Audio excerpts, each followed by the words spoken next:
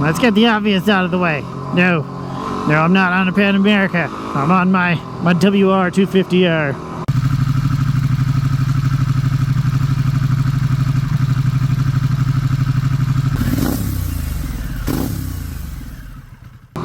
And the reason for that is I am still waiting on parts to replace the chain, sprockets, and all that stuff on the Pan America. My chain's pretty worn out, so I don't want to ride it anymore until I get a new one on there. And while I was there, I might as well do sprockets and cush core and chain guide and all that stuff.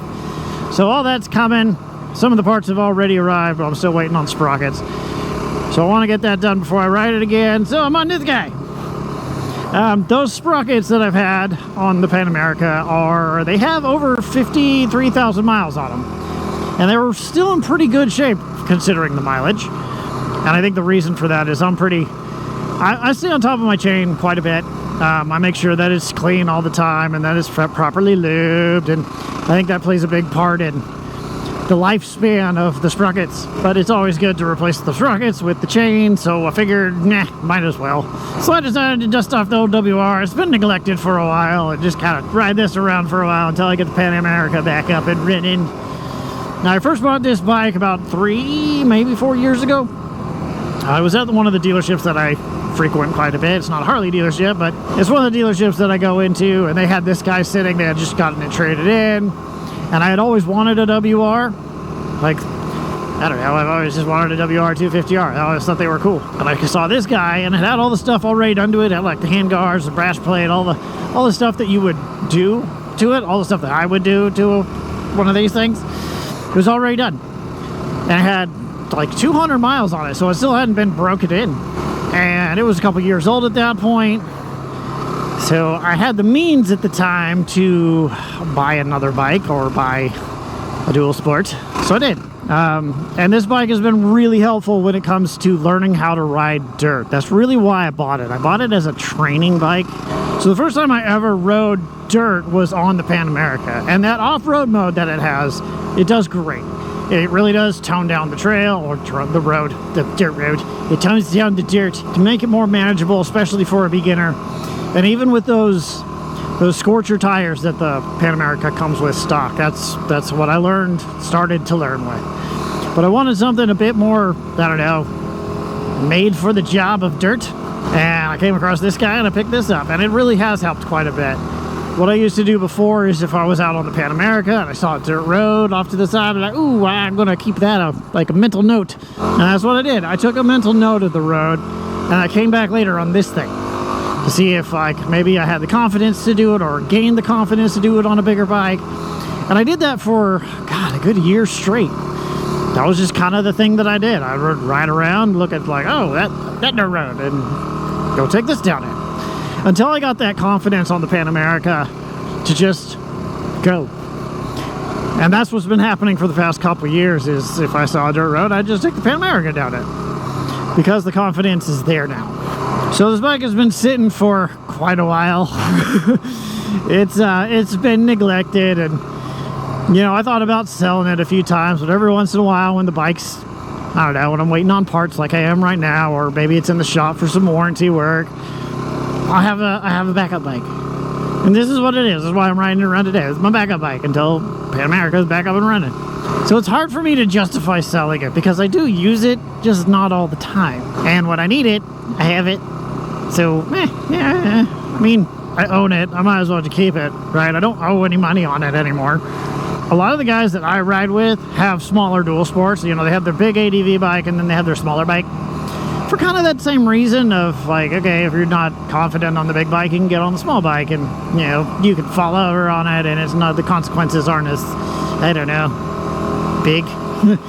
You're less likely to damage a dual sport than you are a big ADV bike if it falls over, or stupid things like that.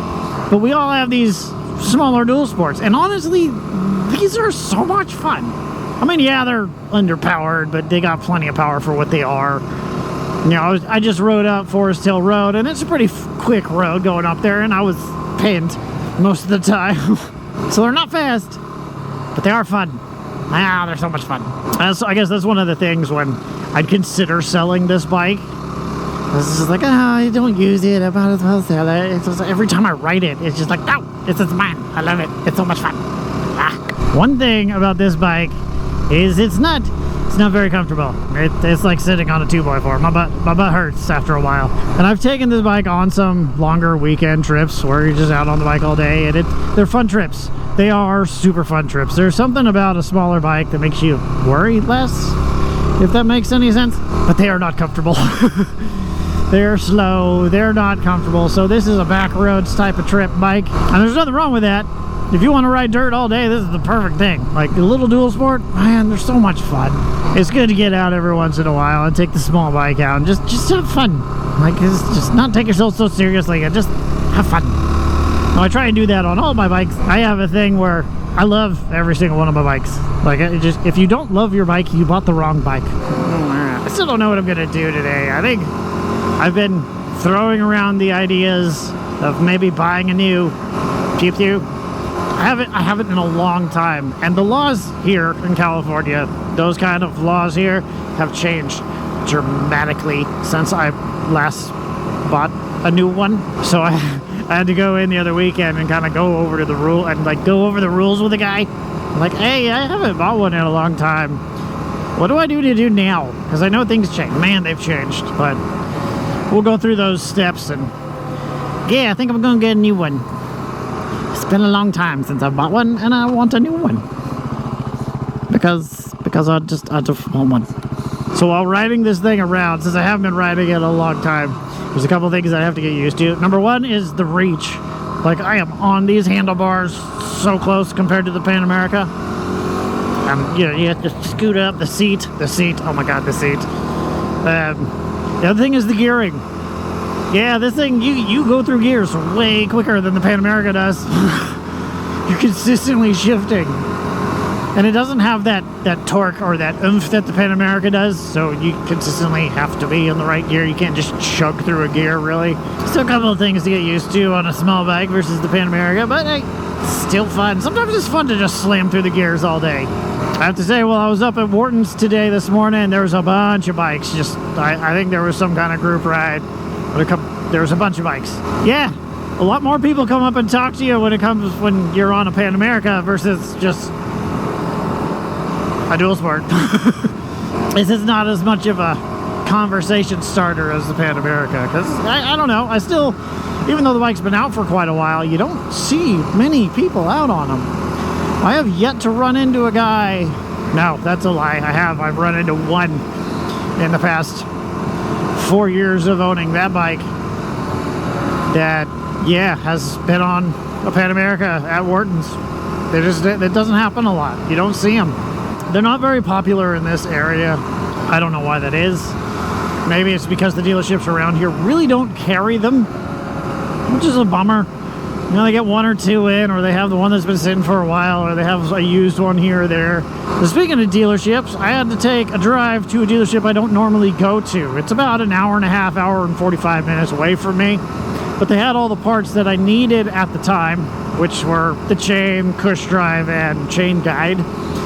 They had them in stock. So we drove out, me and the girlfriend drove out to go get some parts, and just kind of an excuse to get out of the house. Went and picked those up, and while I was talking to them, they had a bunch of Pan Americas in stock, brand new ones. They had the new CVO there, which was cool to see in person, and a couple of STs. But all the parts guys that I was talking to, they all have one. They all own a Pan America. So I guess more parts are in stock when the parts guys own the bike, which makes sense. But it was cool to talk to guys that own the Pan America, that worked at the dealership, that have been dealing with those issues, and just to know that those parts are more likely in stock. Now, they didn't have the sprockets. Those are the only thing that I had to order, but for the most part, things were in stock for the Pan Americas, and you don't see that often, at least not where I am. The couple dealerships that are by me don't normally stock Pan America stuff, or at least not a whole lot of it. So I might have to make that my regular shop, even though it's quite far away. But hey, that's just an excuse to ride a little further. I'm going to get into town, and I'm going to get something to eat because I'm hungry. I've been out for a few hours already, and my butt hurts. I need to get up out of this seat. But leave a comment down below. Let me know if any of your dealerships carry Pan America parts in stock, if you own a Pan America. And if you could, please subscribe. It helps me out a ton. And I'll see you guys later.